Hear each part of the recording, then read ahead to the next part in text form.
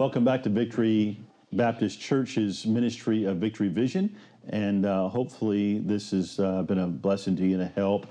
We've been going over the last one was on principles of communication, and we went over the principle of timing and speaking truth, principle of being a good listener.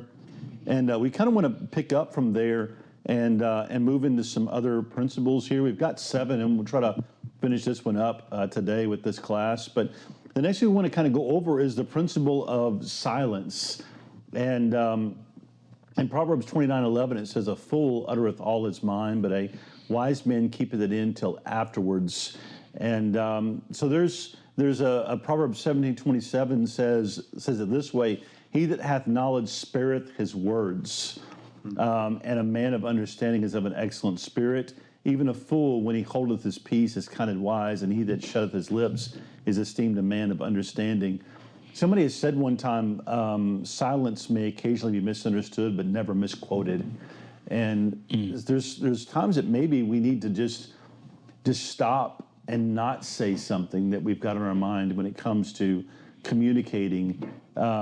People have said before that words sometimes are like, toothpaste. Once you get it out of the container, you can't get it back in. Right. I've said it a lot of times because we're all from military backgrounds. It's like bullets. You can't get them back in the gun after you fire them off at your spouse or at someone. So I would say just be very careful about just not saying everything that's in your mind.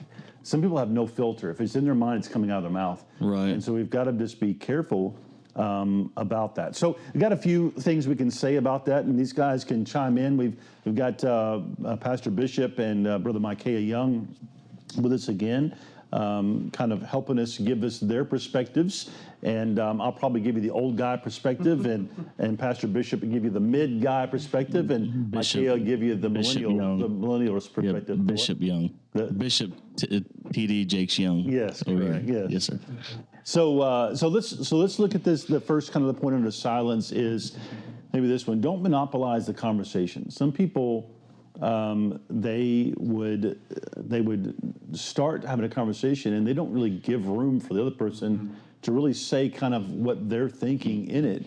And so I would say assume that the other person has something that they want to add to the conversation. And so don't monopolize, don't jump to conclusions. We kind of talked about that one in a previous podcast about don't jump to conclusions. Proverbs 18:13 says, "He that answereth a matter before he heareth it, it is a folly and a shame unto him." You may need to stop and listen and get all the facts before we jump to conclusions in the conversations we're having or the conflicts we're even having. I'll give you another one. Don't interrupt. Slow down and think before you speak. Proverbs 29:20, "Seest thou a man that is hasty in his words? There is more hope of a fool than for him." So we get fast about it. We interrupt. Sometimes we don't give another person the time to get it out with it. Maybe they speak it a little slower. And we're thinking, just spit it out already so we can move on to the next thing. Yeah. And we don't give them time to kind of get it out, what they're trying to say. And then the other one is don't say everything you're thinking. You may regret it later. I heard somebody say this one time, you don't have to apologize for words you do not say. And so we get mad, we get irritated. It's in our mind. We start throwing around the divorce word, and we're, I'm mad, I'm fed up. You're this, you're that, and we end up saying things that we regret later. We got to go back and apologize for later. So just the idea, with all those said, y'all might have something you add to this, but the idea of just being silent some of the conversations we're having. I actually had the honor of, he actually ended up getting saved, which was a blessing, but he was a homeless guy. We started working with in Asheville, North Carolina. And we started hanging out a lot. And I noticed whenever we would have a conversation, I would say something or I would ask him a question. It would take him like 30 seconds to respond. And so I'm like, so why do you think so much before speaking, or why does it take you so long to think? He's like, well, I just want to make sure that I say the right thing and just say everything the way it should be said instead of saying it's something I will regret. And that whole time I knew him, I knew him for probably about a year. I never heard him say one thing that he shouldn't say. And he wasn't even a saved man. Like he was homeless. He was like, I mean, you would expect, okay, this is going to be a rough character, but he literally thought about everything he said before he said it. And he said nothing but kind things all the time. And I think we should get like that, because I think a lot of times when we utter off what we want and don't let anybody else speak, we're selfish, and a lot of times that could lead to, even when you get angry and you spout off something, you just say the first thing that comes to your mouth, and really, just to be frank, nobody likes those people. Nobody likes the people that are jerks all the time. They just say what they think all the time, or just always just talking and never giving room. I think that if we would just slow down and just consider what we're saying, be slow to anger, slow to wrath. And even when we are angered, or when we do have something come in our mind, just stop and consider it. Look at perspective, like we talked about before saying something. Because like you said, I mean, I would rather not say anything at all than to say something that can never be taken back. It's something that's, because there's still some things that people said to me years ago that I've never forgotten. And I still look at someone in that filter because of the way they said it. And I know they've grown and things like that, but you still have that filter towards people because of things they've said. Apologize to you, but you still, it doesn't. It maybe takes some growth, but it still doesn't take away the sting of what was said. Right. So we just got to be very careful about the things we're saying and the way we're saying it, and realizing I've got some friends. When you were talking about that, the homeless gentleman you were talking to, I have some friends, and we were talking about this earlier. As a guy that's very important to me, when he talks, he's from the deep South. He's country, and everything he says it very slowly. You're driving me nuts right now. And he does it that way, and he's a very slow talker. And in my mind, I'm moving my hands, going like, all right, spit it out. Let's get to the point. Let's get to this. And he's just very slow. He's a very slow talker, but he's very wise. And if I don't listen to him, and because I'm too fast, I'm going to miss out on some really great wisdom of that's being communicated to me. But it's not his fault. It's because I can't slow my brain down to listen, and I need to. And so some people, it takes them longer to communicate something, and you have to be able to be silent while they're communicating something that's truth in the communication process. Right. I agree. I'm sorry. I just couldn't help but thinking about the guy off of Mountain Man off of Duck Dynasty. Have you ever heard that? No. He's like, "Hey, Willie, can I get a glass of tea?" And he was just everything he said was like that. So as soon as you said that, I just imagine this guy being the Mountain Man off Duck Dynasty. You just have people that it takes them longer to communicate stuff, and you got to kind of give them the space to communicate. I think. Because this is where I fall in a little bit when we're having conversations, especially when my wife and I have a conversation, is I tend to think about things, and then I tend to think about things some more, and I never actually speak up. So sometimes that monopolization of a conversation is kind of forced on that person. Yeah. Because it's like, wait, this is a two-way street. You've thought about it now. Now you have to actually speak up about what you thought about. Right. Sometimes we just think because either we don't want to have the conversation or we don't, for a variety of different reasons. But you brought up perspective again. I love this illustration. So let's say you have a coffee cup. So there's a coffee cup sitting on the table here. And obviously, if we were all to look around the table and say, well, what's the outside color of that coffee cup? To us, you guys can't see it listening to the podcast, but it's black. And you would say, well, what color's on the inside? It's black. We can all see that. But if I were to ask Micaiah what side of the coffee cup the handle is on, he would say it's on the left side. Right. If I asked Pastor what side the handle on the coffee cup is, he would say it's on the right side. And so a lot of times when we talk about conversations and perspective, especially with silence, we have to also realize that, man, we agree on 99% of everything. And even in this conversation that we're having, no matter how difficult it is, we agree on the majority of things. Yeah. The thing that we don't agree on maybe is just a matter of perspective. Hey, I saw it this way, or we talked about in the last podcast, feelings versus facts. I felt this way about it, and I felt this way about it. But really, we should focus, and this is where the time of silence can come in, is we can stop, we can think, wait, this person that I'm talking to, in the case of a spouse, she loves me. And I'm just looking at this, and the coffee handle is on the left, and she sees it on the right. Hey, well, how can we rectify this? And sometimes it's not. Again, in this case, it's a coffee handle. It's not. To me, it's not that big of a deal. Right. And then we can say, hey, I love you, and you love me. What can we do to maybe work this out? But we'll never get there if we don't listen, and if we're not silent. That's true. Well, so let me see if I can sum this up. This may be a little bit different than I originally was thinking about this with silence.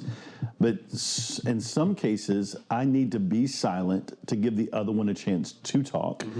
And I need to give them the space and the time to communicate, even if they're going slow. I have to slow myself down and be silent so that they can speak. The other thing you just brought up, which was interesting, is I may be talking about something, and my spouse or a friend, they may not be speaking. They may be being silent. And I can misinterpret that like they are not really wanting to engage. But like you just said, you're a thinker. So you might be just sitting over there and not talking, not because you don't care or because you don't want to engage, but you might be honestly thinking through a answer or a right answer, or like the gentleman you were talking about, thinking through it before he gives a right answer. So maybe giving your spouse some time as they're being silent to not jump to a conclusion that they're just not listening, when they may just be being silent themselves and taking some time. Those are two different ways of looking at that. It was really pretty good to bring those things up. The next principle, that was principle 4, the principle of silence. The 5th principle is a principle of kindness. And so just looking to be kind to people. In Ephesians 4:32, it says, and be ye kind one to another, tenderhearted, forgiving one another, even as God for Christ's sake hath forgiven you. Someone said this one time, if you are unkind, you are the wrong kind. We're supposed to be kind to each other.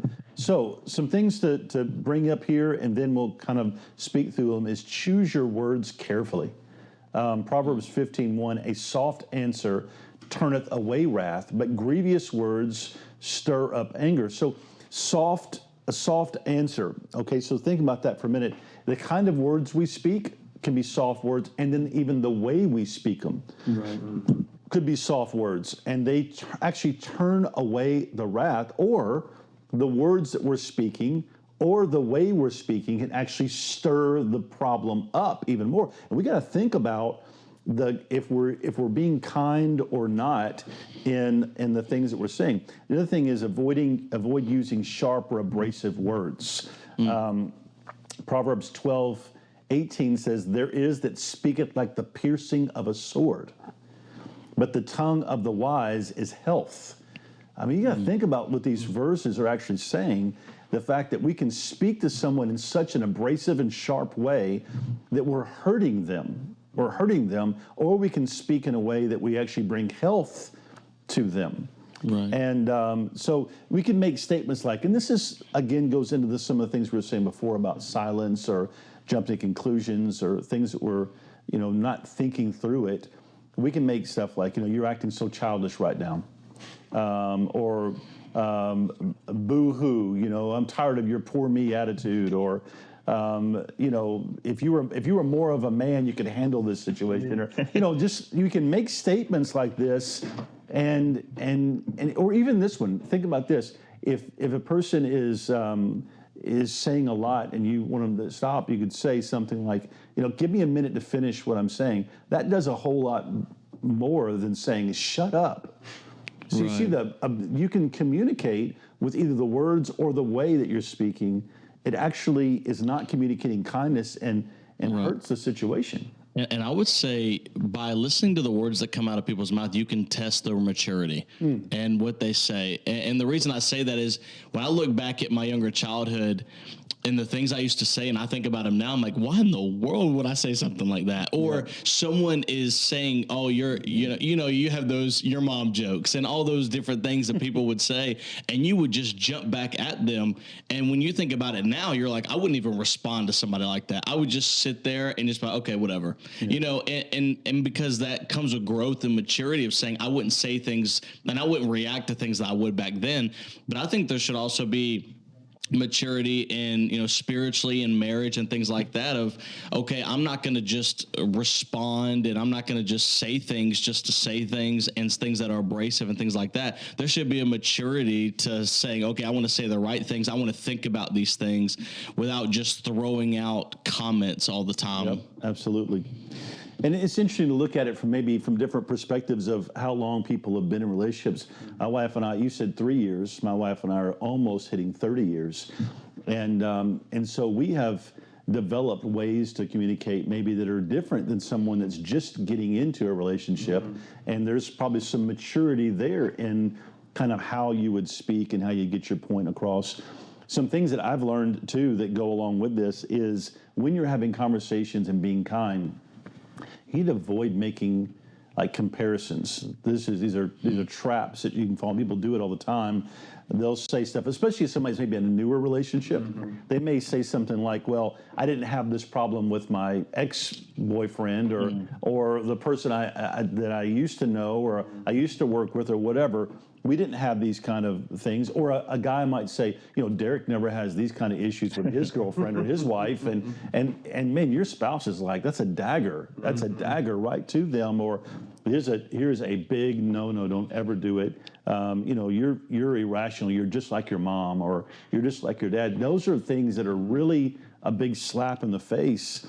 That you want to avoid those kind of negative comparisons and hurtful words like that. They don't work well for communication. Well, I was going to ask y'all, I mean, would you say that it's even better to not even do it in your mind? Because you may not even have the courage to say it out loud to those people, but you can often say, like, in frustration, walking away, think of it. Like, do you think that's even something you need to hurry up and cast out of your mind? Out of the abundance of the heart, the mouth speaketh. If you're thinking that all the time, probably in a heated moment of a conversation, it's probably going to come out. And so I would start working on, these are all principles. People are probably listening to this going, man, I violate this all the time. I mess this up all the time. It'd be better for me just to not even have a relationship. And all these things, the principles here are not meant to condemn you. They're meant to correct you and help you make a change and maybe being better about being intentional about the way you speak. And so the thing is, change the way you think will change the way you speak. And that's what we're trying to work on doing here. And we really need to understand that our words affect people. And I thought about these verses in Proverbs 21. It talks about it's better to dwell in the corner of a housetop than with a brawling woman in a wide house. And it also has the one it's better to dwell in the wilderness than with a contentious and an angry woman. And so that's why I always think about it so funny. It's the corner of the housetop. I think about a man cave. And I think about men that are like, I'm going to get a man cave so I can get away. And that really shouldn't be the case, that we want to get away from our spouse. But the idea is our words can drive people away from us. If we're sharp and abrasive and we're not kind in the way we communicate, people don't want to be around harsh, mean, ugly people. And I would say this, avoid arguments. If you can, try to avoid arguments. Proverbs 18:6 says, a fool's lips enter into contentions, and his mouth calleth for strokes. We can actually stir up an argument. We can stir up a contention if we're not careful. And so we've just got to be careful about those types of things. A couple other ones in here, then I'll let y'all kind of add some stuff in it. Avoid a domineering spirit and a tone. We're talking with people, not down at people. The other one is sarcasm and exaggerations. You always do this, or you never do this, or this is the millionth time we've had this conversation. Really, this is the millionth time. Or I do everything around here and you do nothing. Really, I don't do anything at all. I mean, those are things that are, like I said, kindness. They're not very kind. There may be the abundance of our heart. We may feel like that, but those are sharp little attacks that are really pushing on the other person. With regard to the exaggerations, it's funny because you enter into a conversation, have a specific purpose in mind of what we want to discuss, and then once that person uses that exaggeration, like and you said it, you always do this. Now the conversation has shifted because now that other person is going to get defensive They're attacked. and say, no, I don't always do this. Look, remember this one time 15 years ago? I didn't do it then. Yeah. Right? And so the conversation shifts. We talk about being careful with what we say and arguments and stuff. I reminded of 1 Peter chapter 3. So 1 Peter chapter 3, if you haven't heard Pastor talk about it, preach about it, I'd recommend looking it up. But he talks about, likewise ye wives, and then likewise ye husbands, talking about, how we should behave in a marriage and in a relationship. But then he ends it with saying, finally. So he's concluding all of this passage on submission. But what he says is in verse 9, he says, not rendering evil for evil or railing for railing, but contrariwise blessing, knowing that ye are thereunto called, that ye should inherit a blessing. Before that, he says we're supposed to love as brethren, be pitiful, be courteous, right? I mean, we should be treating each other, especially if we're saved and we're in a relationship with other saved people, we should treat each other as saved Christians. Yeah. And we should be courteous, and that includes the words that we speak. And we should be kind in our words. And there are times where we have to have difficult conversations, and we do have to be, speaking the truth. And sometimes we have to do it a little forcefully. But there's a way to do it forcefully that doesn't, that you can still be courteous to the person, and that you're not railing for railing. I've had people tell me before, well, man, nobody wants to be around me. And I've said, do you know why? Have you figured out why? And they've said, well, only thing to think of is, I speak my mind and I speak the truth and I tell people directly what's going on. And I'm thinking, well, that's the way your perspective is. You think you just speak the truth and you're very honest.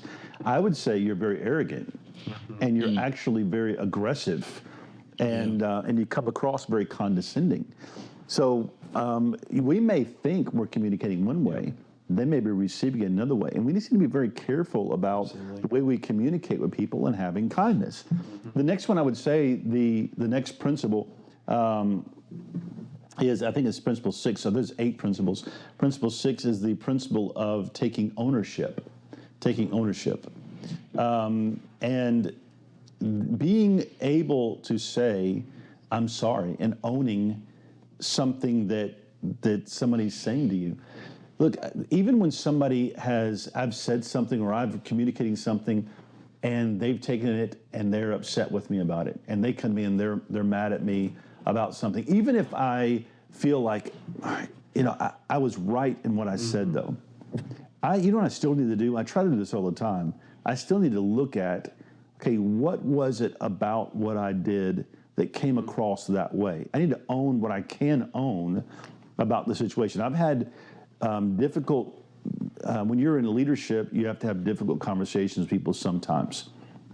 And I've had conversations with people that I felt like they just weren't doing what they're supposed to do.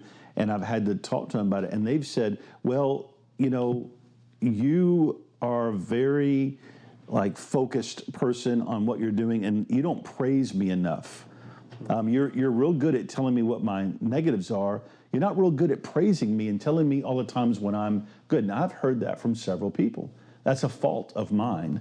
That, man, I get in the tasks with the people around me and we're charging forward, and I'm really not going to say something to the people around me unless it's, hey, you're not pulling your weight here. Let's step up. And people have told me, you're real good at telling me where my faults are. You're not really good at giving me any praise.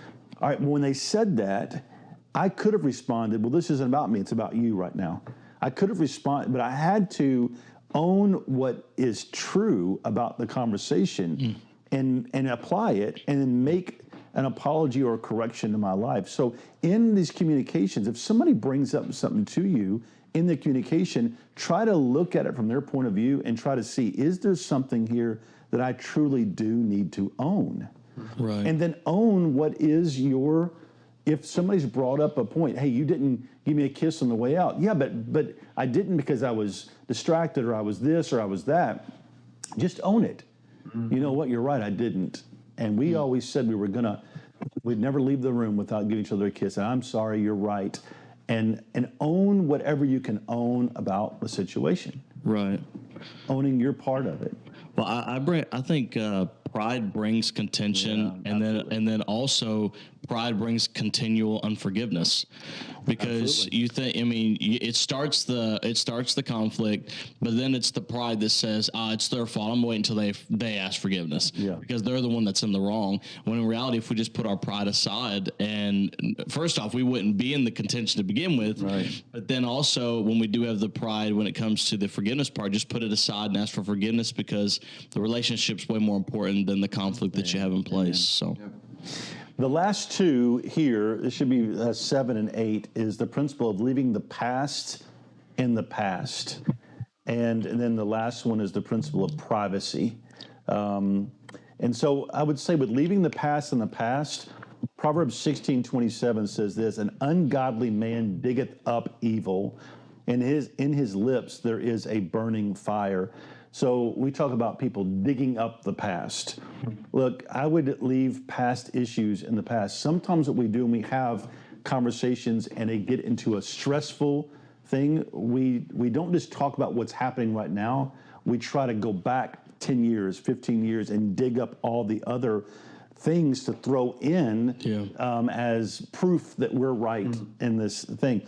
And so I would say don't do that. Deal with what's happening now, not what happened 15 years ago. Right.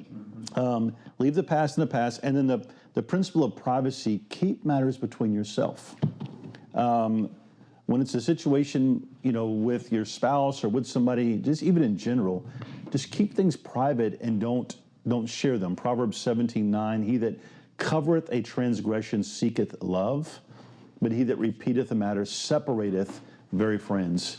And so keeping things between you. Now, if it's obviously something that needs to be talked about, it's something that's harmful, detrimental, you may need to seek somebody else with that. But if it's just you're having a discussion with somebody, try to keep it between yourselves so that you don't harm that person. You may rectify it, but then you talk to somebody else about it. It gets back to that person. They feel very hurt that you have brought this up and told somebody else about it. I know we're probably going to talk about this in another class, but that is the number one way to break trust in a relationship is you're having a private conversation with your spouse or with just another friend, and then they go off and tell who knows who, and then it gets back to you because it'll always get back to you. But what that does another thing too is that also stops all future conversations. Because you're not going to feel comfortable enough to say, hey, I've talked to them about this before, and look at how they repaid me. I was being open with them, right? Because there is something about, being open with the people you're having conversations with. It is a vulnerable thing if you have to have a conversation with somebody. And so then if they go and break that, then you're just going to close down even farther. And really that even goes back to being kind and watching what we say is because we all want to be in these conversations, and I'll have these conversations because we like to restore the relationship. But if we have these conversations and they end up in arguments or yelling or insults or something like that, it's going to stop all future conversations. Right. Yeah. They feel like they can't be vulnerable in the future again because of that. So really, we've got to conclude this. These are principles of communication you'd use anywhere, but specifically in a relationship. And so, again, the first one was timing, making sure it's the right time to do it. The second one is the truth, dealing in facts, not feelings, and speaking the truth, and actually speaking it and telling people what's going on. Being a good listener, an active listener, putting things away, giving them your undivided attention. The principle of silence, number 4, and not monopolizing the conversation or jumping to conclusions, but being silent, letting the other person talk and communicate. The 5th one was kindness, being kind in the things that you're going to say. The 6th one was taking ownership. If there's something you can own about it, own it. Apologize. Make some kind of act of fixing it or reconciling because of it. And then the 7th was keeping the past in the past, and then keeping things private. And so hopefully this has been a help to you. It's something you can kind of maybe take these principles, put them together in your life, and maybe it'll be a help to you in the way that you, in the future, have conversations with each other. Again, we'll go over some more things about trust and selfishness and more relationship type things in the future that may be a help to you. But again, this is the Victory Vision podcast, and if you have any questions or things that we can do to maybe be a help to you, or questions that you have that we can maybe address on the podcast, please feel free to contact us, let us know, and we hope this has been a blessing to you. We want to encourage you to share it with other people if you can. God bless you.